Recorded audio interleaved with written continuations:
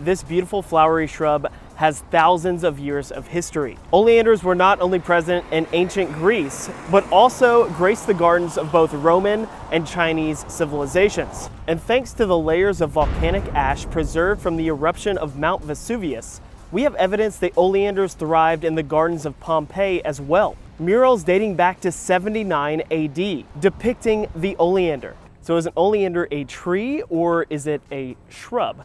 It can actually be referred to as both. They can grow up to 20 feet in height. The first documented oleander brought to Galveston was back in 1841 by a man named Joseph Osterman. He brought oleander back to his wife and sister-in-law here on Galveston Island from Jamaica. Now, how oleander ended up in Jamaica was more than likely through trade from Europe over to the Caribbean, somewhere in the 16 and 1700s. I'm standing here at the intersection of 25th and Sealy, the site of one of the original oleander plantings here in Galveston. Joseph brought the first oleander to Galveston in 1841 to his wife and sister-in-law. His sister-in-law, Miss Isadore Dyer, lived on this lot. Miss Dyer found oleanders easy to cultivate and generously shared them with her friends and neighbors around the island. As early as 1846, people took note of the yards in Galveston adorned with blooming oleanders and mentioned how they enhanced the city's beauty in the early days.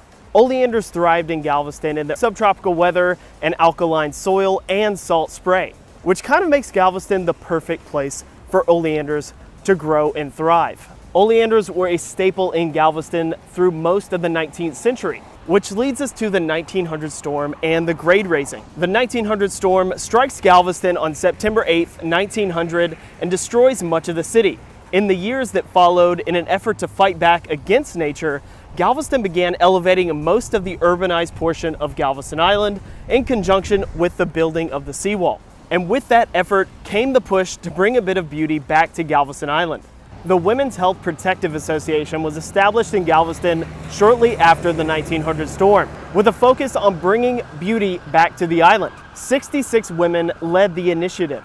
Their aim was to restore the city's beauty and enhance public health. Despite the hurricane's destruction, which wiped out much of Galveston's vegetation, including trees and shrubs, the Women's Health Protective Association worked diligently to replant and beautify the city. The oleander was selected to be the beautification shrub of choice, as it had proven itself a sturdy and worthy candidate for Galveston's climate and soil.